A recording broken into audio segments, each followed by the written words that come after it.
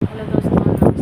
जय माता दी। मैं और लोकगीत में आप लोगों का स्वागत करती हूँ। एक छोटा सा कजरी गीत अच्छा लगा तो हमारे चैनल को लाइक करिएगा, सब्सक्राइब करिएगा, शेयर करिएगा।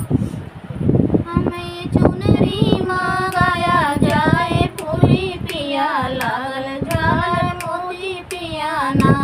हमें चुनरी मंगाया जाए पूरी पिया लागल झालर मोती पिया ना। जबल चुनरी ना मंगाऊ तबल जीवन ना बनाऊ। जबल चुनरी ना मंगाऊ तबल जीवन ना बनाऊ। हमारे जीवन में लागल बा मजूरी पिया लाया जाए पूरी पिया ना।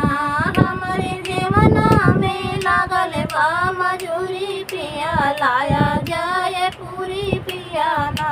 हमें चुनरी मंगाया जाए पूरी पिया लागल झालर मोती पिया ना। हमें चुनरी मंगाया जाए पूरी पिया लागल झालर मोती पिया ना। जबले चुनरी ना मंगाऊ तबले गेरुआ ना घुटाऊ। जबले चुनरी ना मंगाऊ तबले गेरुआ ना घुटाऊ। हमारे गेरुआ में लागल बा मजूरी पिया लाया जाए पूरी पिया ना। हमारे गेरुआ में लागल बा मजूरी पिया लाया जाए पूरी पिया ना। हमें चुनरी मंगाया जाए पूरी पिया लागल झालर मोती पिया ना। हमें चुनरी मंगाया जाए पूरी पिया लागल झालर मोती पिया ना।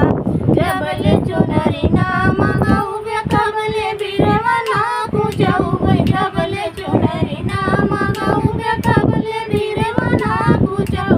हमारे बिरवा में लागल बा मजूरी पिया लाया जाए पूरी पिया ना। हमारे बिरवा में लागल बा मजूरी पिया लाया जाए पूरी पिया ना। हमें चुनरी मंगाया जाए पूरी पिया लाया झालर मोती पिया ना।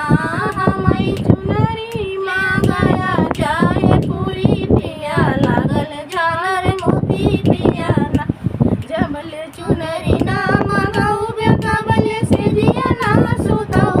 जबल चुनरी ना मंगाऊ तबल सेजिया ना सुताऊ। हमारे सेजिया पे लागल बा मजूरी पिया लाया जाए पूरी पिया ना। हमारे सेजिया में लागल बा मजूरी पिया लाया जाए पूरी पिया ना।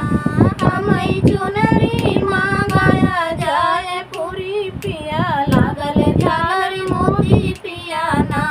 हमें चुनरी मंगाया जाए पूरी पिया लागल झालर मोती पिया ना।